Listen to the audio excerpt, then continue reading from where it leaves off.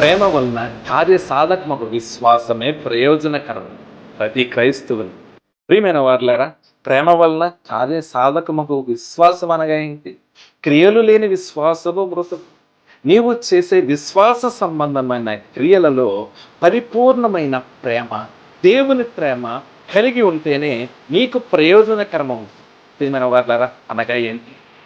నీ పొరుగువాన్ని ప్రేమించు, అవసరతల్లో ఉన్న వారికి సహాయం చేయి, ఆకలి కొన్న వారికి ఆహారం పెట్టు, దాహం కొన్న వారికి నీళ్ళు ఇవ్వడం. ప్రియమైన వారులారా, వస్త్రహీనులకి వస్త్రాలని మరి మీరు ఇవ్వడం, వారికి సమకూర్చడం, రోగులను పరామర్శించడం, పరదేశంలో చేర్చుకోవడం. ప్రియమైన వారులారా, ఎవరైతే అవసరతల్లో ఉన్నారో, క్రీస్తు ఏ విధంగా వారి ఎడల ఔదార్యము చూపించాడో నీవు కూడా అటువంటి ఔదార్యము చూపించాలి. అది ఏ విధంగా అంటే పరిపూర్ణమైన ప్రేమతో, మొక్కుబడితో కాదు, తప్పదన్నట్లు కాదు, కానీ నువ్వు దేవునితో అనుసంధానమయ్యి ఉన్నావు గనక దేవుని యొక్క గుణగణాలు నీలో మిక్కిలిగా అవి ప్రతిస్పందిస్తూ ఉంటాయి పరిస్థితులను బట్టి.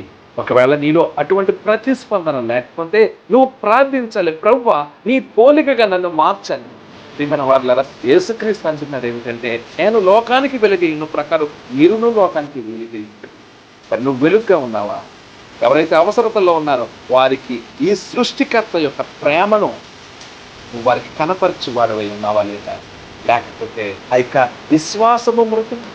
ప్రేమ లేని వాడు నావాడు కాదు అంటున్నాడు. ఒకవేళ నీలో ప్రేమ కొదువై ఉంటే, ఒకవేళ ప్రేమ చూపించుట్లో నువ్వు భేదాభిప్రాయాలు చూపిస్తూ ఉంటే, కొంతమందిని ఒకలాగా నువ్వు ప్రేమించే వ్యక్తిగా ఉంటే, ప్రియమైన వారులారా, నీ ప్రేమలో లోపం ఉంది.